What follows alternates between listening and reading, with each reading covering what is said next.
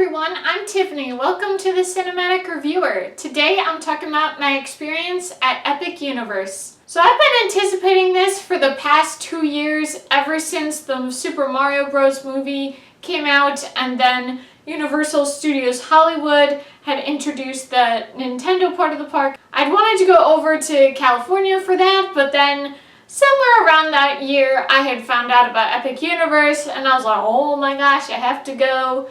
And I've just been anticipating it, getting super excited every single time Universal was releasing new things about it. I was like, ooh, let's go.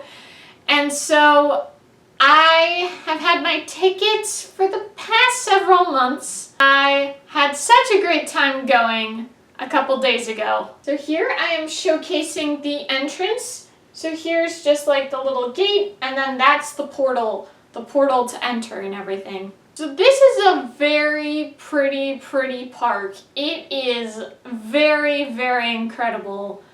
I just, starstruck, wonderstruck, just everything was so impressive. It was like they did such a great job. It was so exciting and very impressive. Now, one of the things that happened, obviously it's a new park. I also went on a Friday, and wow, there were so many people.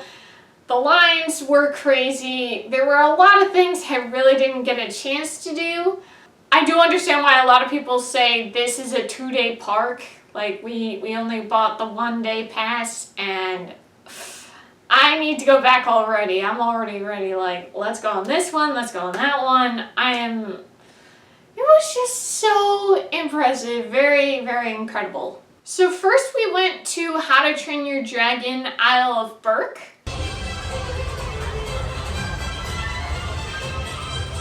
And it was so cool to see it. You know, I've seen the movies so many times, and to see the way they constructed the world was very impressive. One thing I will say, and obviously it's Florida, it's going to be hot, and it's summer, so it's going to be extra hot.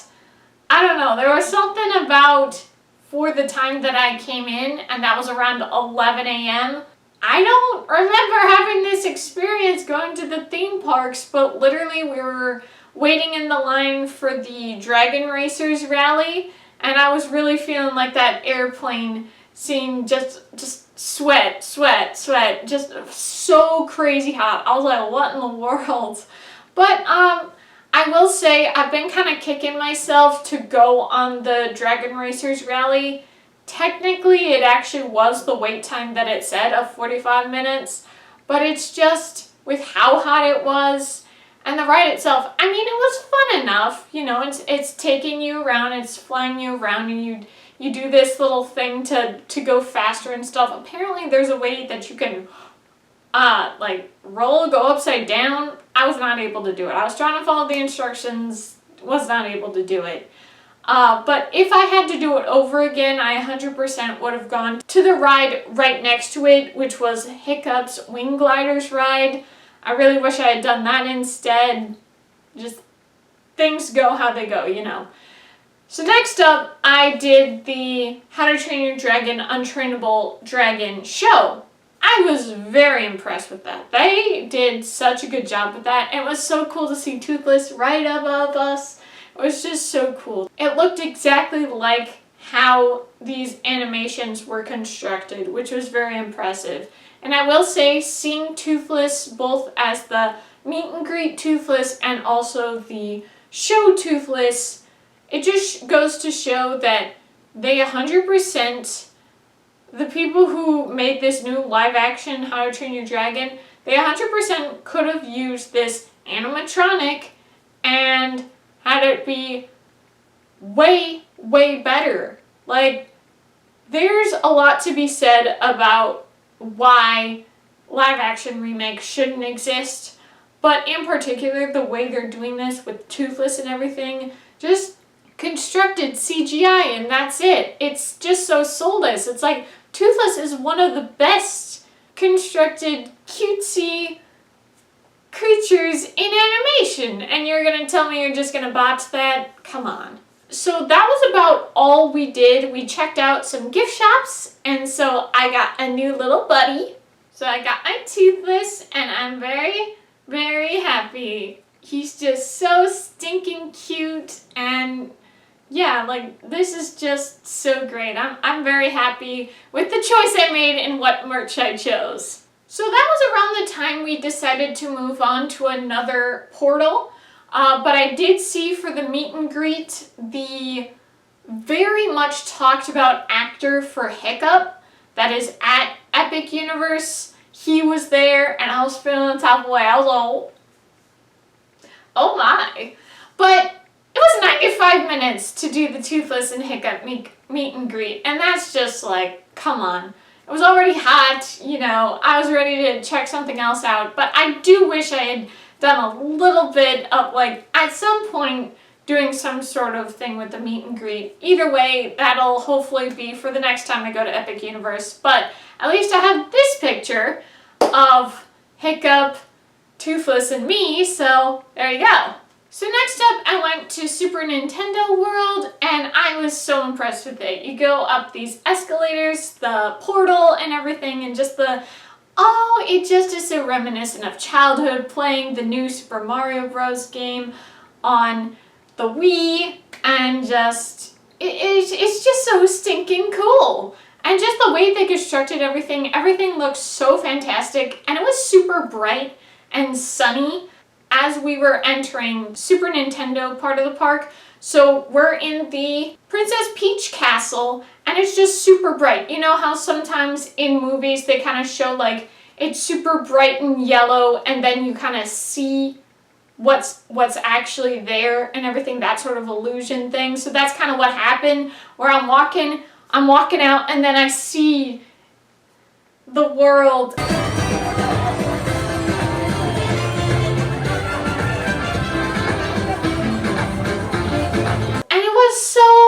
So impressive. It was so cool. I was so excited by everything, and I was so ready to get on a ride. Unfortunately, we did not end up getting to do that, and that was a major bummer. I was very disappointed, especially because I've been waiting to do the Super Nintendo part of the park for the past 2 years. So that's definitely something, next time around, I'm definitely going to be prioritizing that. But either way, I'm still very happy with the Isle of Berk, that I was really able to fully check out that part of the park and at least get on one ride and go to one show. So then we went ahead and ate. We did eat at the Pizza Moon in Celestial Park, and real quick, I do want to say I misunderstood. When they were saying 5 immersive worlds and the way they had it constructed, even if you went to the Universal Studios app, it would have all 5 of them. So Celestial Park, I'm like, where is it? Where's the portal? I see everything else. Where is this start to Celestial Park? I misunderstood. The park, the thing that you enter into for Epic Universe, that's Celestial Park. That's why you got Stardust Racers, and you got Pizza Moon, and you got the carousel, all that sort of thing. And like this section that's just the water and places where you can sit down like an actual park. That's what Celestial Park is. I totally misunderstood. Regardless, Pizza Moon was very, very delicious. I was very pleased with that because I'm a very picky eater, and I had seen some of these videos of people who had gone to the preview days for Epic Universe, and they were showcasing what kind of food was available, and I was like, yeesh, that is definitely not for me. But then people were really hyping up Pizza Moon, and I was like, I mean, pizza, can't go wrong with that, right? But I was still a little skeptical. So we went there. It's a place where you basically have to order in the app, or at least for the most part, you have to order in the app. So we did that. We got a nice 12-inch pizza, because that's the only size they offer. Got a nice cheese pizza, and it was so, so tasty. I don't know if anyone's been to Chicago, but there used to be this restaurant called Frankie's, and it had some really, really great pizza. Unfortunately, a number of years ago, that went away. That one time I visited Chicago again, it was already gone.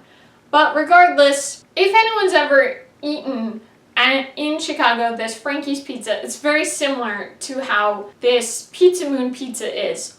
Also, the day before we had gone to Epic Universe, we were, that's when we arrived at our hotel and we were chilling. And so we went to this restaurant that's in Orlando, and I do recommend, if anyone's going to Epic Universe or is in town in Orlando, to check out this restaurant because it had some very delicious food. It's called the Grazie Italian Restaurant, and very impressive. It was very well decorated. It was a very nice restaurant, and just the way they had it all, you could sit inside or outside. It was just very, very cute and very nice and decent, and just about the same kind of style of pizza that Pizza Moon was. So it was kind of nice to get almost the exact same experience those 2 days back to back. The whole reason we had gone to the Grazie restaurant was I had seen this bookstore on Instagram. It was being promoted in Orlando, and I knew we were going to Epic Universe, so I was like, we should definitely go before we go to Epic. And so it's called the New Romantics Bookstore, kind of Taylor Swift centric, but it's really just a standard kind of romance focused bookstore. And sometimes when it was within the hour that it was going to close, sometimes you feel a little rushed. It's kind of hard to just get into the books. So I definitely wanted to check out the merch that they had, and I found this really cool glass cup that I thought was so cool, and I ended up getting it, and I'm so happy with it. So it is this book lover, and I will show it a little bit closer, but it is so, so cool.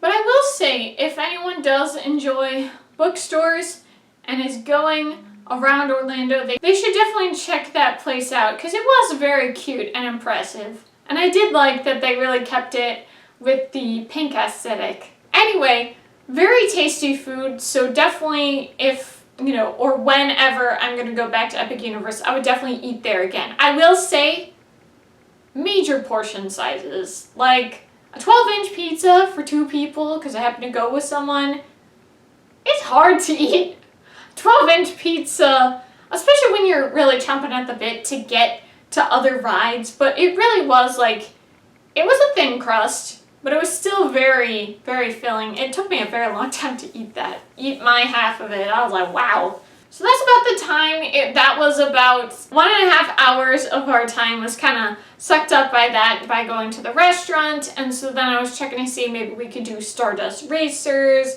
or we could check out some other portal. And so then that's when I saw that Ministry of Magic ride, that it, instead of being 5 hours, 4 hours, 3.5 hours, I saw it was 2 hours. And I literally guessed, I was like, oh! And so we have to go. And so we made our way over to the Harry Potter Ministry of Magic part of the park. And I am so, so glad we got to ride this one. It was so, so cool. I will say, I do wish we had actually kind of not done it at the time that we did it, but it's not like you can know. It ended up rating after that ride, and so then that was one of the rides that was available to still ride, but then all these other roller coasters weren't available, so we basically could not go on any roller coasters now. But the ride itself was super, super impressive. We went to the single rider line. It was still crazy, crazy busy, so it was at least the 2 hours. So then, the ride itself, and then checking out the gift shop and everything, that was like about 2.5 hours there. So there's definitely time that just all that time just gets sucked up just like that. But I was so excited by the ride. Now, I had watched a video that someone had done, like a GoPro or whatever. And so I had seen it online and I was like, I mean, it looks cool enough, but not that impressive. Being on the ride itself, really, photos, videos do not do this park justice. Everything about it is so impressive.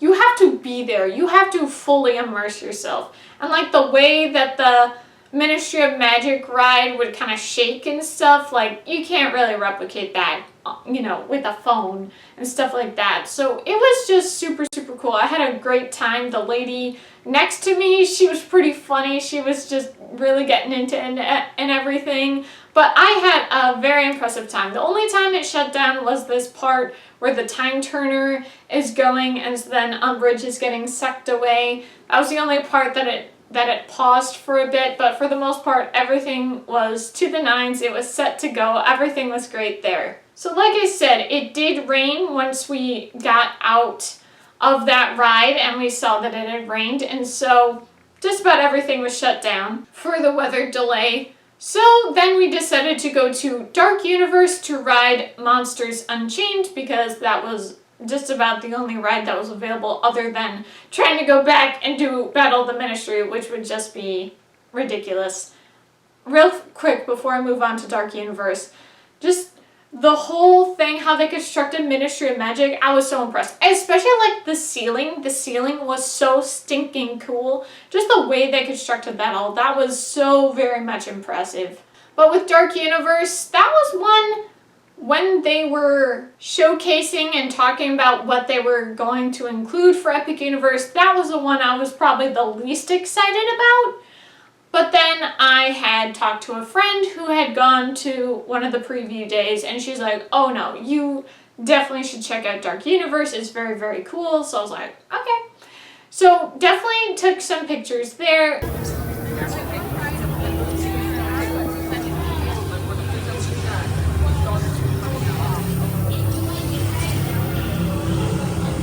It was definitely dark, duh, but I really didn't get to see much of it. It was more we just made our way over to the mansion and everything, the castle, and that was so cool. The way it was all constructed, and then seeing the electricity and that top part, that was very cool. I made sure to take some video of that electricity going once we got actually inside the castle and everything.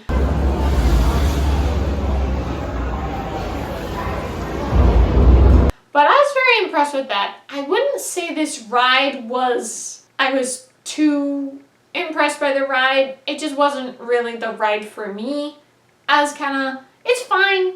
I've seen cooler rides. I just wasn't that impressed with it. And so once I left that one, I was trying to see if maybe Curse of the Werewolf, because I saw people, they were riding that ride, and it's like, oh, our ride's operational again? So I ran my little butt over to try to get on Curse of the Werewolf, and at first people were going in, and then I could hear the worker talking and saying that basically lightning was still in range, so it's like, alright, guess we're not going to be doing that.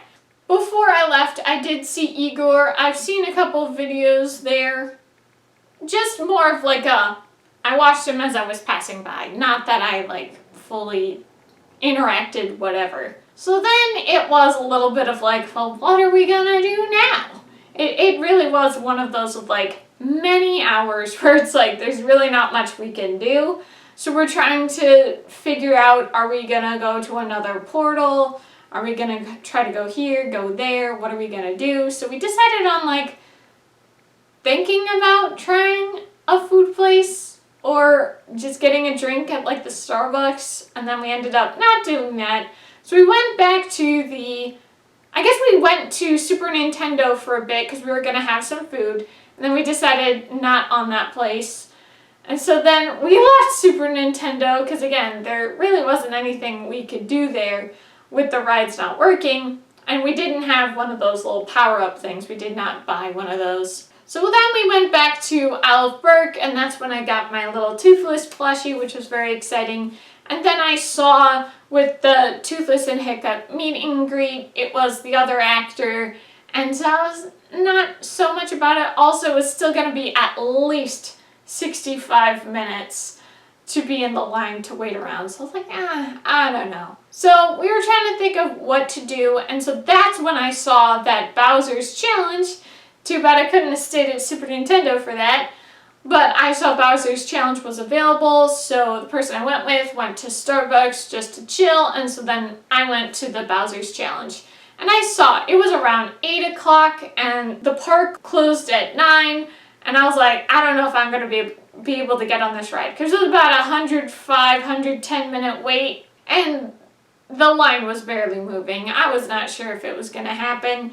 And so that's when, I was definitely checking on my phone on the Universal app to see about wait times, anything like that. And that's when I saw Stardust Racers had a 45-minute wait. And I was like, I'm not going to have it be that I'm just going to be waiting in this Bowser line and just nothing's happening. So I went over to Stardust Racers. It was super, super cool. Now, this is the first time that I used the new lockers that they have where it just does the facial recognition and then it puts it in there. So all was good there. And so I chose, I think, yellow because it is a racer. So you can choose green or yellow to decide which of the coasters to go on. So I was on the right, and I really was like, oh my gosh, it's getting to about 8:57. Am I going to be able to get on this ride? And then they're looking for a single rider. And I put my hand up. I was like, run.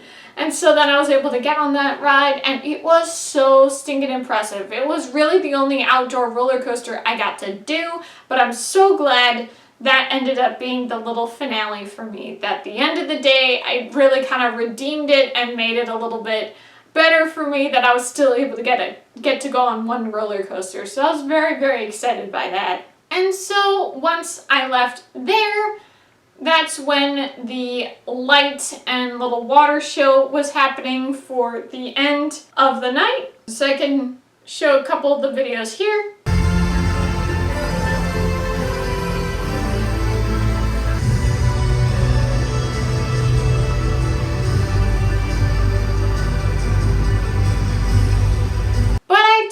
This was a very impressive park. I definitely want to go again. I feel like this experience was definitely more seeing everything. I definitely didn't get to go on a good chunk of the attractions that I wanted to go on, but I was still pretty pleased with what I got to see. I'd say it's definitely more of getting to experience each part. Now, I would say of the immersion, Isle of Berk was the most. I guess Celestial Park was a solid contender in terms of how much I saw. Super Nintendo, at least the outside I was able to see, so that was cool. Ministry of Magic, we didn't end up going to any shops or anything, but it was cool to see. I was definitely more impressed by seeing it in actuality when they had the little Epic Universe Preview Center thing, so it just had the little 3D models. I wasn't that impressed with it. I was a little like, of all the other parts of the park that they're making, this seems to be the most boring. But it actually looked pretty cool seeing it in real life. And then Dark Universe, like I said, I really only got to check out the castle, the mansion, but it's definitely worth it to go and check it out. I'm very happy that I got to do it so close to the opening time. It was a little major. I'd say it's more that 11 o'clock hour is what really killed me with the heat. But otherwise, I was doing just fine. Like, I'd say it's just for that time and waiting in that line in the outdoor part. Technically, they have a net over it, so it's a little bit better from the sun, but it was just so stinking hot. But it's definitely worth going to, so if anyone has been to Epic Universe, anyone who's anticipating going to Epic Universe, you do let me know in the comments down below. Thank you guys so much for watching. I hope you enjoyed. If you did, be sure to give this video a big thumbs up, comment below. And if you liked this video and would like to see more movie and entertainment content, be sure to hit that subscribe button. See you guys next time. Bye!